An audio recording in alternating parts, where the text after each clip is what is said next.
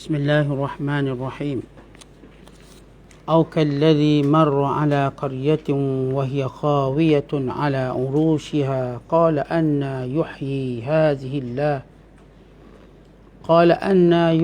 هذه الله بعد موتها فأماته الله 100 عام ثم بعثه قال كم لبثت قال لبثت يوما أو بعض يوم قال بل لبثت 100 عام فانظر إلى طعامك وشرابك لم يتسنه وانظر إلى حمارك ولنجعلك آية للناس وانظر إلى العظام كيف ننشزها ثم نكسوها لحما فلما تبين له قال أعلم أن الله على كل شيء قدير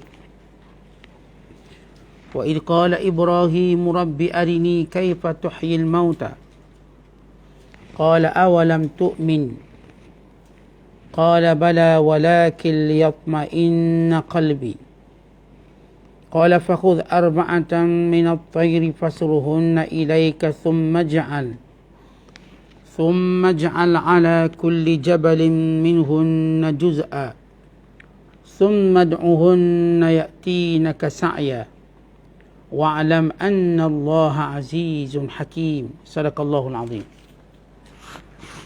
Atau tidakkah engkau pelik memikirkan wahai Muhammad tentang orang yang melalui sebuah negeri yang telah runtuh segala bangunannya. Orang itu berkata, bagaimana Allah akan menghidupkan, membina semula negeri ini sesudah matinya, rosak binasanya. Lalu ia dimatikan oleh Allah dan dibiarkan tidak berubah selama 100 tahun. Kemudian Allah hidupkan dia semula lalu bertanya kepadanya, berapa lama engkau tinggal di sini? Ia menjawab, aku telah tinggal di sini sehari atau setengah hari. Allah Ta'ala berfirman, tidak benar. Bahkan engkau telah tinggal berkeadaan demikian selama 100 tahun. Oleh itu, perhatikanlah kepada makanan dan minumanmu. Masih tidak berubah keadaannya. Dan perhatikan pula kepada kaldainmu. Hanya tinggal tulang-tulang yang bersepah. Dan kami lakukan ini ialah untuk menjadikan engkau sebagai tanda kekuasaan kami bagi umat manusia. Dan lihatlah kepada tulang-tulang kalda itu. Bagaimana kami menyusunnya kembali, kemudian kami menyalupkannya dengan daging. Maka apabila telah jelas kepadanya apa yang berlaku itu, berkatalah ia, mengetahuilah aku sekarang dengan yakin, sesungguhnya Allah Maha Kuasa atas tiap-tiap sesuatu. Dan ingatlah ketika Nabi Ibrahim merayu dengan berkata, wahai Tuhanku, perlihatkan kepadaku bagaimana engkau menghidupkan makhluk-makhluk yang mati. Allah Ta'ala berfirman, adakah engkau belum percaya kepada kekuasaanku? Nabi Ibrahim menjawab, bahkan aku percaya dan yakin. Akan tetapi aku mohon yang demikian ialah supaya tenteram hatiku yang sangat-sangat ingin menyaksikannya. Allah berfirman, jika demikian, ambillah 4 ekor burung. Kemudian kumpulkan olehmu dan cincanglah semuanya. Setelah itu letakkanlah di atas tiap-tiap sebuah bukit sebahagian daripadanya. Kemudian serulah burung-burung itu, nescaya semuanya akan datang kepadamu dengan segera. Dan ketahuilah sesungguhnya Allah Maha Kuasa lagi Maha Bijaksana. Ayat 259 dan 260 dalam suratul Baqarah, surah yang kedua, juzuk yang ketiga, menceritakan tentang kisah Nabi Allah Uzair AS dan kaldainya, serta Nabi Allah Ibrahim dan burung-burung yang menjadi tanda kebesaran Allah SWT. Kalau kita melihat ikatan dan hubungan ayat ini, ayat yang kita baca pada malam ini, dengan ayat yang sebelum ini. Kalau ayat sebelum ini menceritakan tentang Numrus bin Kush bin Kan'an. yang berdebat dengan Nabi Allah Ibrahim. Dan salah satu perdebatannya, bila Ibrahim AS menyatakan Allah menghidupkan dan mematikan. Maka Numrus kerana akidahnya tidak percaya bahawa Allah Ta'ala menghidupkan, Allah mematikan. Dengan kata lain, akidah kepercayaan kepada hari kebangkitan, hari mahsyar selepas manusia binasa. Maka Numrus menyebut satu contoh menghidup dan mematikan dia sebagai seorang raja dengan mengambil dua banduan, seorang dilepaskan, seorang dihukum mati. Walhal Ibrahim AS menyebut hakikat zat Allah itu menghidupkan dan mematikan. Maka Allah Ta'ala membawa contoh di sini. Bagaimana Allah berkuasa menghidupkan dan mematikan. Ada dua kisah. Dan kisah ini menjadi hujah orang-orang yang beriman. Kerana Allah Ta'ala yang membantu orang beriman, sebagaimana kita tafsirkan ayat sebelum ini, Allahu waliyul ladzina amanu yukhrijuhum minaz zulumati ilan nur. Allah menjadi teman, penolong, pembantu kepada orang beriman, mengeluarkan mereka daripada kegelapan, keraguan kepada cahaya, ilmu, yakin. Maka Allah Ta'ala menyebut contoh di sini. Kata Allah Ta'ala, ara'aita misla hadzal ladzi, dengan penafsirannya, tidakkah engkau melihat satu kejadian? Bila Allah menyebut au kalladzi, atau seumpama, marra ala qaryatin, seorang lelaki yang melalui sebuah bandar. Qaryah di sini kampung boleh, bandar boleh, ia bermaksud yang sama. Dia lalu sebuah bandar, wahya khawiyah, sedangkan bandar itu dah hancur. Ala urushiha, dengan runtuh segala bumbung-bumbungnya. Bagi menggambarkan hancurnya ini, bumbung-bumbung pun roboh. Sebab biasa kita lihat rumah ni, bila dia lama, bumbungnya masih kuat, masih kukuh, masih kekal. Tapi kalau bumbung dah roboh, maknanya dah lama sangat, atau dah hancur sangat. Kerana kalau ada bumbung, masih lagi orang berteduh di bawahnya. Ni bumbung pun hancur. Allah Ta'ala sebut dengan perkataan khawiyatun ala urushiha, yang runtuh bumbung-bumbungnya. Qal, maka berkata lelaki yang lalu kampung ini, anna, bagaimana, yuhyi hadhillah, bagaimana Allah nak menghidupkan bandar ini? Bagaimana bandar ini akan kembali makmur dengan kehancuran, ba'da mautiha, kehancuran yang meluas. Lelaki ini setengah ulama menyatakan, ini pendapat yang masyhur, iaitu Nabi Uzair bin Syarkhaya alaihissalam. Dalam ayat ini tak disebut Nabi, disebut au kalladzi marra, atau seorang lelaki yang lalu di satu bandar, satu kampung. Tetapi kebanyakan ulama tafsir menyatakan yang lalu itu ialah Uzair bin Syarkhaya. Dan ada setengah menyatakan yang lalu itu ialah Armaya bin Sibr, iaitu cucu Armaya, cucu kepada Nabi Allah Harun AS, bernama Armaya. Ada setengah menyatakan ia adalah Khadir AS atau Nabi Khidir. Dan setengah menyatakan bahawa ia seorang lelaki yang soleh di kalangan Bani Israel, wali. Ada yang kata Nabi, ada yang kata wali. Maka tempat atau kampung yang dimaksudkan dalam ayat ini ialah Baitul Maqdis.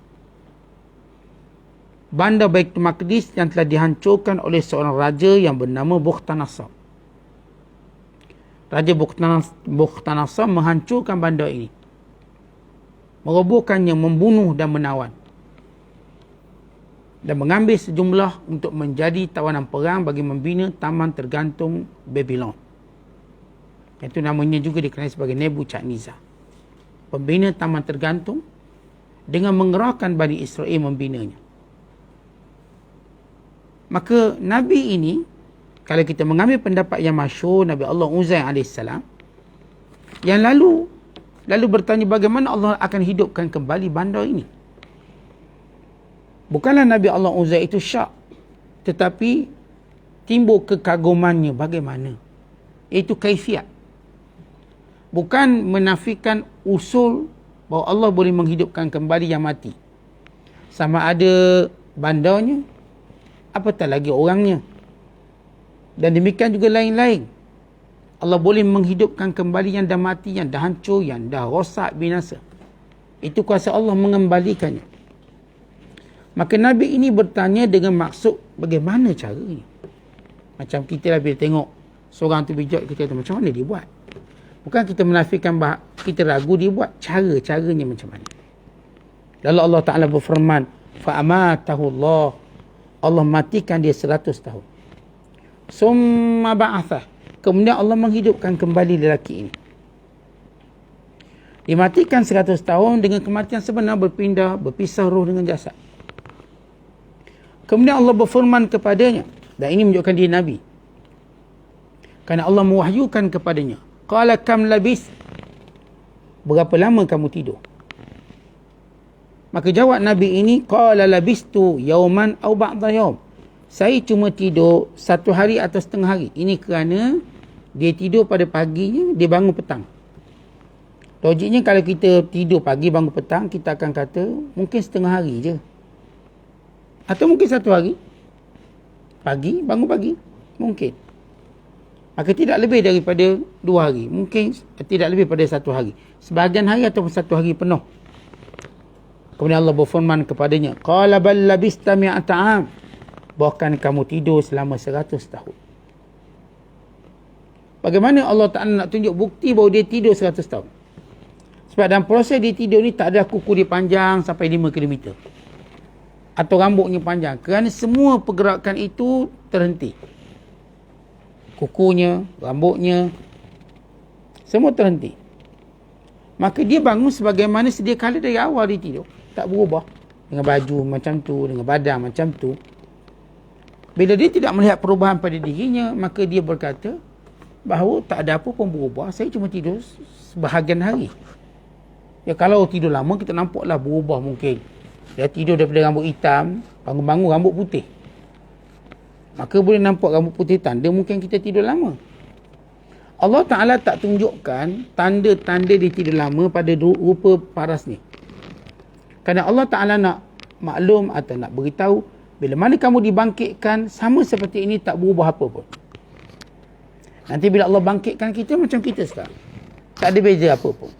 Tak ada kurang apa pun. Sebab kita tak menafikan ini tubuh kita. Ini badan kita. Kita dibangkitkan sebagaimana keadaan kita yang sah. Bangkit. Cuma bila masuk syurga, barulah Allah Ta'ala membina atau kita katakan membentuk tubuh yang sempurna. Waktu mana dibangkitkan sebagaimana kita hidup. Supaya kita bertanggungjawab dengan tubuh badan kita. Bertanggungjawab dengan apa yang kita lakukan. Maka Nabi Allah Uzair ini dibangkit macam tubuh dia 100 tahun. Tak ada bezanya. Dia tak adalah dia tidur 100 tahun, dia pun dah tinggi. Kalau tinggi dia 8 kaki, naik dia 18 kaki. Sebab bila tidur kan membangun ataupun memanjang, tak ada. Untuk menunjukkan bangkit manusia macam tu. Sama keadaan mereka. Kemudian Allah Ta'ala berkata, fanzur ila ta'amika wa syarabika lam yatasanna. Cuba kamu lihat dahulu pada makanan kamu. Dan lihat dahulu pada minuman kamu. Kata ulama, di mana Nabi Allah Uzair ini dia menunggang kardai. Jelas ayat ini sebut perkataan kardai, himar. Dan dibawa bersamanya sebako buah tin.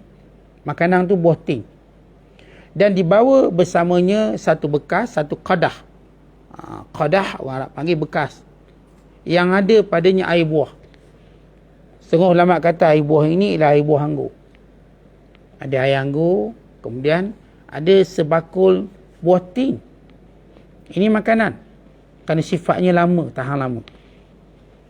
Maka Allah Ta'ala kata, lihat pada makanan dan minumanmu tak berubah apa-apa. Tak berubah apa-apa macam tadi, makan dan minummu. Baik Allah Ta'ala jadikan makanannya, minumannya tidak berubah. Walaupun tempohnya 100 tahun. Kerana apa? Kerana ia kekal menjadi makanan dia nanti. Dia akan makan yang itu. Kemudian Allah Ta'ala berkata, mengalih pandangannya pada kenderaannya. Bila Allah Ta'ala berfirman, wanzur, kemudian lihat, ila himarika, kepada kaldaimu. Walinaj'alaka ayatan linnas. Bila dilihat kaldainya mati, bukan sekadar mati tinggal tulang dan kulit kering, tak ada daging. Baik, kenapa Allah jadikan makanannya tak berubah, kaldainya berubah? Walau kaldai dengan makanan, mana dulu yang akan jadi rosak? Makanan. Makananlah rosak dulu. Kaldai ni lambat, dia 20-30 tahun dia hidup lagi kaldai. Makanan mungkin 1 hari, 2 hari masam. Kalau sebut pula air buah, kalau kita buat air buah, sehari 2 masam, berbuih. Maka kenapa Allah Ta'ala tidak kita katakan tak, kenapa makanan itu tak rosak? Kerana makanan itu bukan Allah nak tunjukkan sebagai bukti Allah menghidupkan manusia, tetapi Allah nak tunjuk kaldai yang sifatnya bernyawa. Ni makhluk bernyawa. Yang pokok buah ni bukan makhluk bernyawa. Kaldai yang kamu tunggang, yang menyampaikan kamu pada satu tempat, satu maksud.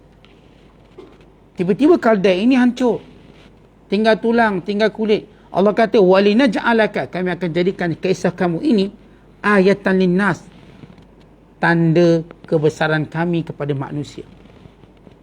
Oh, ada orang yang Allah Ta'ala matikan dia 100 tahun, kemudian Allah hidupkan dia balik, sama rupanya. Tak berubah sedikit pun, tak bertambah ubannya.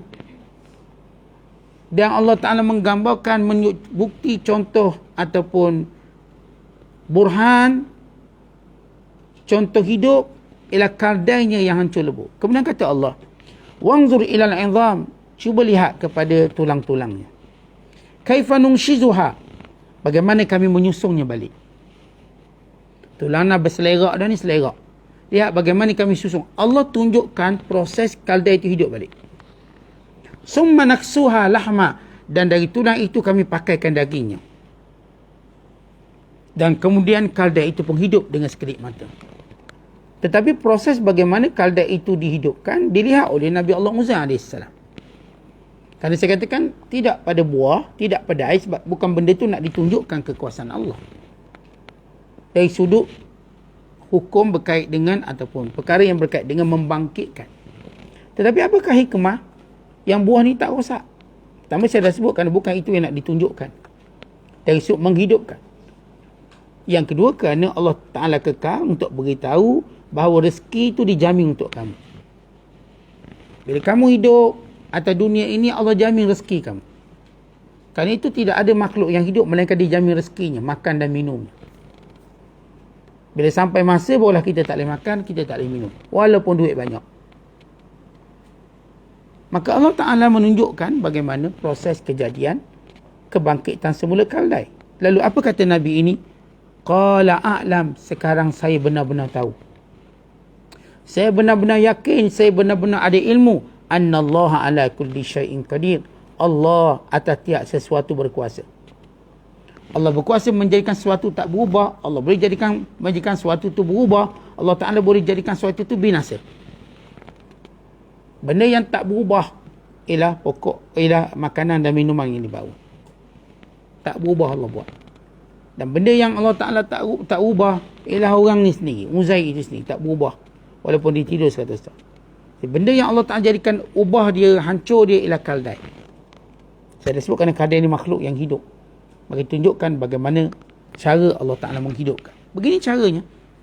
Kerana itu bila kita lihat kubur-kubur manusia, ada tulangnya. Maka tulang ini yang disusun kembali. Dipakaikan daging dan dibangkitkan. Dibangunkan manusia semuanya. Kemudian sesudah Allah Ta'ala menceritakan kisah Uzair, yang merupakan salah seorang lelaki Bani Israel. Sebagai satu contoh, sebagai suatu petunjuk bahawa Nabi SAW mengetahui kisah-kisah Bani Israel. Kepada Yahudi-Yahudi yang mengingkari kenabian Muhammad SAW. Bagaimana kamu mengingkari sedangkan Muhammad yang kamu ingkari ini mengetahui banyak maklumat tentang kejadian-kejadian yang berlaku kepada Bani Israel. So, Bani Israel ini melihat, kerana baginda SAW bukan melalui pembacaan, bukan daripada maklumat-maklumat yang orang beritahu. Ini cerita-cerita yang memang dijaga rapi oleh para padri, oleh para hakham, para rabi ataupun disebut sebagai rabai, iaitu para padri Yahudi. Tiba-tiba baginda SAW boleh cerita kisah ini. Kerana Uzair di sisi orang Yahudi itu sebagai anak Tuhan. Dianggapnya sebagai anak Tuhan. Antara sebab disebut sebagai anak Tuhan kerana kisah ini. Kerana kejadian ini. Tiba-tiba baginda sallallahu alaihi wasallam boleh cerita daripada mana Nabi dapat berita ini. Dan boleh cerita pula dia bawa apa, bawa makanan, bawa minuman, naik kaldai. Boleh cerita pula naik kaldai. Walau cerita tu dah lama berlaku.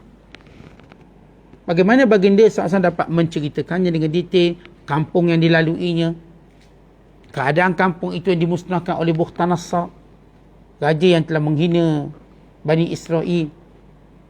Dan semua kejadian-kejadian itu bagi membuktikan Nabi Muhammad sallallahu alaihi wasallam sebagai Rasul. Kemudian Allah bawa kisah Nabi Ibrahim. Baik, kenapa bawa kisah Nabi Ibrahim pula? Ya, sebagaimana saya katakan, yang berdebat dengan Numrus bin Kush bin Kan'an, Nabi Allah Ibrahim. Nabi Allah Ibrahim kata Allah menghidupkan dan mematikan. Tetapi Ibrahim AS juga ingin mengetahui bagaimana cara Allah menghidupkan dan mematikan sesudah meyakininya. Kerana itu Allah menceritakan dialog Ibrahim AS dengan Allah Ta'ala. Kerana sifat Ibrahim ialah hubbul istitla'. Disuka untuk mengetahui sesuatu. Dan sebenarnya ini sifat manusia, bukan sifat orang beriman. Nak tahu sesuatu yang boleh menguatkan lagi iman kita. Bila Ibrahim berkata, wa idh qala Ibrahim, dan ingatlah ketika mana Ibrahim AS berkata, Rabbi, wahai Tuhanku. Kata makna Rabbi, Tuhanku. Arini, tunjukkan kepadaku. Kaifa tuhyil mauta, bagaimana engkau menghidupkan orang-orang mati? Bagaimana? Qala awalam tu'min. Allah Ta'ala berfirman kepada Ibrahim, wahai Ibrahim, apakah kamu tidak yakin? Apakah kamu tidak beriman? Maka jawab Ibrahim, qala bala, bahkan ya Allah, aku beriman. Walakin, tetapi, liyatma'inna qalbi, supaya hatiku tenang. Artinya tidak salah untuk kita membicarakan dalam sesuatu hukum. Sesudah kita menerima hukum, perintah Allah Ta'ala, halalnya, haramnya, dosa pahala, untuk kita tahu hikmahnya kenapa. Sebab apa begitu? Kenapa Allah mengharamkan babi, mengharamkan bangkai? Kenapa Allah mengharamkan judi? Kenapa Allah mengharamkan riba? Kenapa? Ya, jiwa taat kita sudah ada. Saya tahu ini diharamkan, saya tahu. Tetapi untuk kita mengetahui hikmah supaya datang keyakinan yang lebih lagi. Ya, kita patuh pada Allah. Kerana kalau kita lihat mana-mana hukum syarak, Allah Ta'ala akan memberitahu sebabnya kenapa. Hikmahnya kenapa. Semuanya ini untuk menguatkan lagi ikatan hubungan keagamaan kita. Maka tidak salah hal itu. Berbeza dengan orang tak percaya, kemudian nak apa sebab? Itu lain. Ibrahim AS meyakini dari hukum asas bahawa Allah menghidupkan dan mematikan. Tetapi keinginannya untuk tahu macam mana. Sebagaimana Nabi Musa, dia beriman pada Allah tapi keinginannya untuk melihat Allah. Dan sebagaimana juga nabi-nabi yang lain. Dan kita juga manusia punya keinginan-keinginan tertentu. Supaya keinginan kita ni ada sempadan. Ada benda keinginan itu ya boleh. Ada keinginan tak boleh lagi. Kalau kita kata saat saya nak lihat Allah atas dunia, tak boleh. Nabi Musa minta pun tak boleh. Sebab itu ada waktunya. Waktunya pada hari kiamat kelak yang Allah janji dan Allah berkata, wujuhun yawma'idin nadhirah ila rabbiha nadhirah. Pada hari itu, yakni hari kiamat, wajah orang beriman berseri-seri memandang kepada Allah SWT dengan penuh gembira. Tapi keinginan kita untuk mengetahui sesuatu rahsia hukum hakam tidak salah. Diizinkan oleh syarak.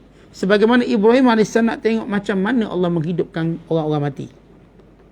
Maka Allah Ta'ala berfirman, qala fakhudh arba'atan minat tayr. Wahai Ibrahim, kamu ambil 4 ekor burung. Disebut untuk menunjukkan bagaimana Allah menghidupkan manusia, ambil burung. Buat uji kaji pada burung. Allah tak buat uji kaji pada manusia, pada burung. Membuka ruang pada manusia untuk mereka mengenali manusia. Mereka buat uji kaji pada binatang-binatang yang punya persamaan dengan manusia. Sebab tu kalau kita saintis-saintis, dia akan buat kajian tikusnya, buat kajian binatang itu, binatang ini, yang agak similar dengan beberapa sifat-sifat manusia. Tak perlu nak kaji, nak buat manusia sendiri, kerana sifat manusia yang menjadi khalifah atas muka bumi ini. Makhluk lain ialah makhluk yang berkhidmat kepada manusia. Maka Allah berfirman kepada Ibrahim, ambil 4 ekor burung. Setengah ulama, sebagaimana Ibn Abbas mengatakan, Ibrahim AS mengambil yang pertama burung merak, Tawus. Yang kedua burung Nasr. Burung Nasr ni burung helang, Nasrun. Yang ketiga ialah ghurab, yang ni burung gagak. Yang keempat ialah dik, ini ayam. Ini 4 ekor burung Nasr. Nas juga ini macam kita katakan macam burung ereng. Hereng, burung kepala botak tu. Dan setengah riwayat atau setengah pandangan ulama menyatakan burung tersebut ialah burung merak, burung gagak, burung merpati dan ayam. Di mana Nabi Allah Ibrahim AS sembelih binatang ini dan pegang kepalanya. Manakala badangnya itu digauli, gaul, dicincang, gaul, letak sini kat bukit ni kat bukit ni, ni kat bukit ni kat bukit ni. Sambil Nabi Allah Ibrahim pegang kepala je. Yang badang-badang ni sudah dicincang lumak, diadunkan, dicampurkan. Merak, merpati campur sekali. Letak. Tapi tak marinate lah. Dia letak ni je untuk bukti hidup, bukan bukti nak masak. Bukti hidup. Yang tanya pula masak apa Ustaz? Ni dia nak bukti hidup. Maka ketika mana Ibrahim memegang kepala burung tersebut, kata Allah Ta'ala kepada Ibrahim, summa du'uhunna, kemudian panggil mereka. Ud'uhun, panggil burung-burung itu. Panggil burung-burung tersebut. Ya'tinaka sa'ya, dia akan datang kepada kamu dengan begitu cepat. Perkataan sa'ya, datang dengan cepat, bukan lambat. Dia bergerak dengan daging tadi, bercantum antara satu sama lain, bulu-bulunya juga bercantum dan bergabung semua sehingga datang ikut kepala yang dipegang oleh Ibrahim.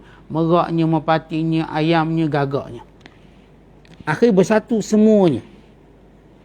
Binatang-binatang yang bergerak dengan begitu cepat, sebagaimana yang Allah Ta'ala perintahkan kepada binatang-binatang ini, bagi menunjukkan bagaimana proses Allah Ta'ala menghidupkan yang mati.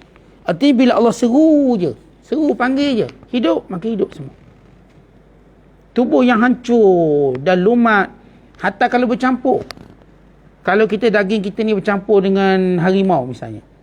Yalah, mungkin ada orang tu kena makan dia harimau, daging dah bercampur. Harimau dah hadang, pun akan keluar. Semua daging-daging, semua kita kata unsur-unsur manusia itu akan bercantum dan bersatu. Bila mana Allah menyeru dan memanggilnya. Untuk menunjukkan tak ada sedikit pun yang akan berubah bila berlakunya kebangkitan manusia. Bukan jari jemarinya juga akan sama sebagaimana dahulu. Kemudian Allah Ta'ala berfirman, wa'alam, ketahuilah wahai Ibrahim, annallaha azizun hakim. Allah itu maha perkasa. Ini perkasa dalam menghidupkan semua makhluk-makhluknya. Hakim, yang maha bijaksana dalam melakukannya.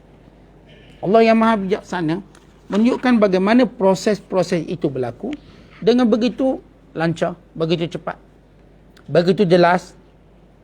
Dan setengah ulama ketika mana menyatakan, apakah hikmah Allah Ta'ala menyuruh Nabi Allah Ibrahim supaya menggunakan burung-burung? Kata ulama, kerana sifat burung itu lebih dekat dengan manusia. Pertama, sifat burung lebih dekat dengan manusia. Yang kedua, kerana mudah untuk buat eksperimen pada burung-burung tersebut. Dan yang ketiga, kerana sifat burung ini dia liar. Dia liar, jauh daripada manusia, maka tiba-tiba dia jadi jinak untuk menunjukkan kuasa Allah Ta'ala.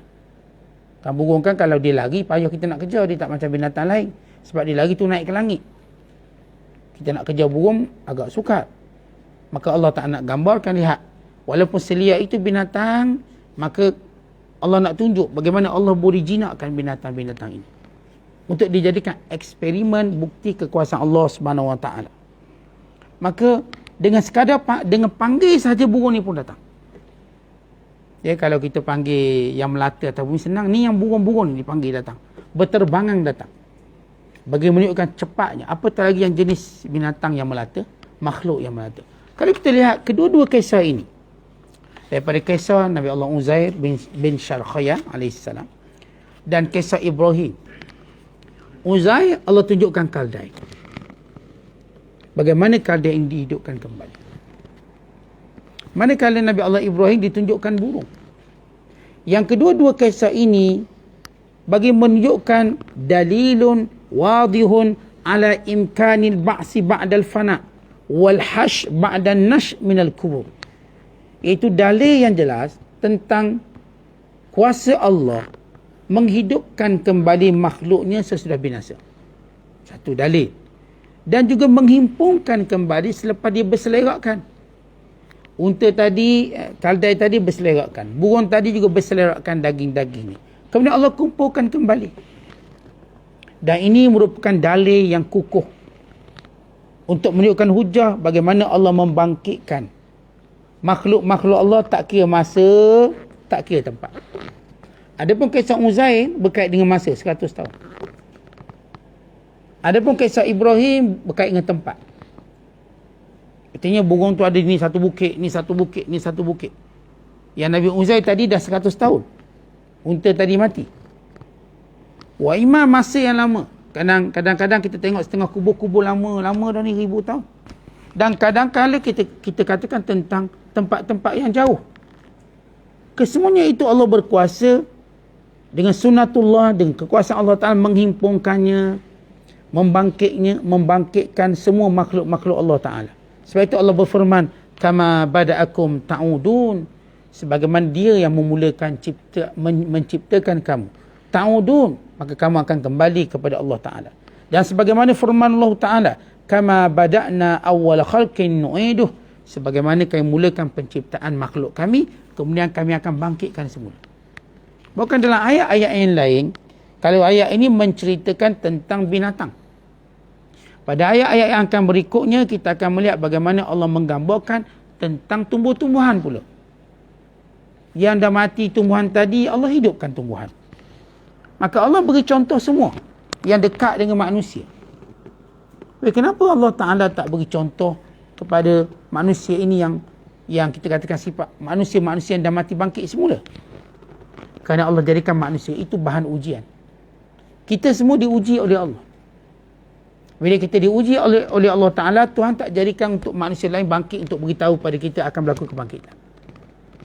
Tapi Allah tunjukkan kekuasaannya pada beberapa contoh. Iman contoh manusia ada berlaku berapa orang berlaku. Antaranya kisah Nabi Uzair, antaranya kisah Ashabul Kahfi. Berlaku yang tidur 309 tahun, yang tidur 100 tahun. Tapi bukanlah contoh yang umum. Cukup beberapa contoh ini bagi membuktikan. Dan contoh berkait dengan binatang. Dan contoh yang berkait dengan tumbuh-tumbuhan. Kesemuanya ini bagi menunjukkan Allah berkuasa menghidupkan, mematikan, mengulangi kejadian selepas kehancuran.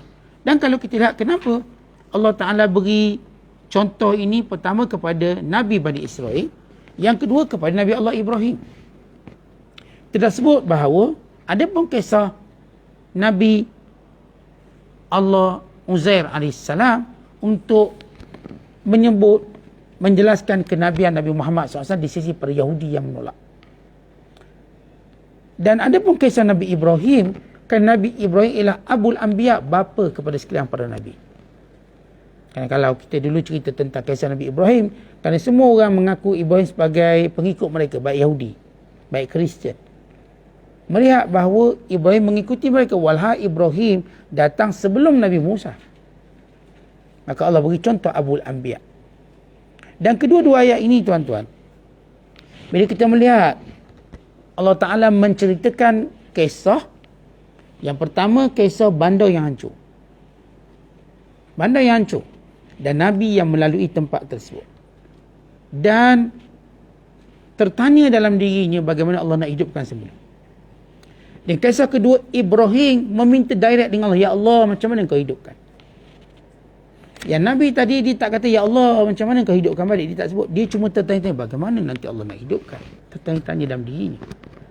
Sebagaimana kadang-kala kita tak tanya tapi tertanya-tanya. Beza tanya dengan tertanya-tanya. Maksud tanya ni kita direct, ustaz saya nak tanya. Itu tanya.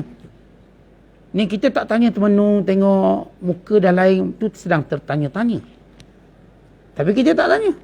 Kisah Nabi Allah Uzair, dia tertanya-tanya. Maka yang tertanya-tanya diberi jawapan. Yang tanya pun diberi jawapan.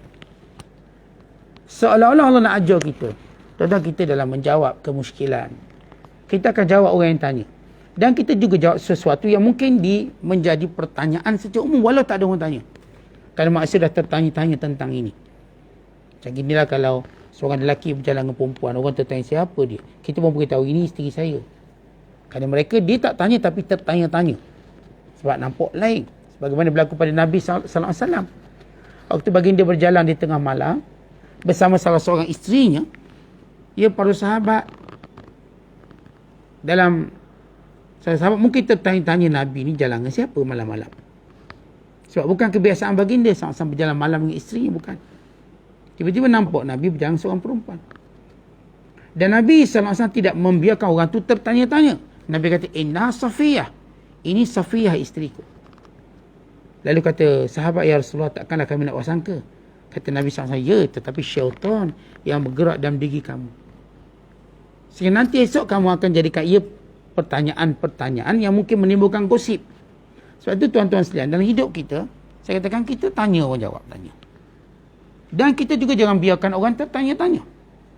Bila kita bercakap tentang dakwah, tentang agama kita, bukan sekadar menjawab persoalan-persoalan yang ditanya, kita juga menjawab persoalan yang mungkin tertanya-tanya mereka. Tentang apa sahaja yang berkait dengan Nabi kita Muhammad SAW. Dan yang berkait dengan risalah, berkait dengan agama dan sebagainya. Baik, ini dua kisah yang natijah sama tentang Allah menghidupkan, tetapi seorang Nabi, dia tak direct minta dengan Allah. Tapi dia tertanya-tanya. Seorang lagi Nabi Ibrahim yang tanya, Rabbi arini, Tuhanku, tunjukkan padaku. Tunjukkan padaku. Dia panggil tu Rabbi, wahai Tuhanku. Sedangkan kalau kita lihat kisah Nabi Allah Uzza AS, dia kata, qala anna yuhyi hadhilah. Macam mana Allah hidupkan ni semua? Dia tertanya-tanya. Dia tak kata, ya Allah, macam mana kau hidupkan? Tapi dia kata, bagaimana Allah menghidupkan? Dengan doa Ibrahim, seruan Ibrahim, Rabbi, Tuhanku, arini. Hari ini tunjukkan pada aku. Kaifa tuhyil mauta. Bagaimana kau menghidupkan? Jadi pengajarannya ialah, tuan-tuan sekalian, kita jawab persoalan yang ditanya. Kita juga jangan biarkan manusia tertanya-tanya.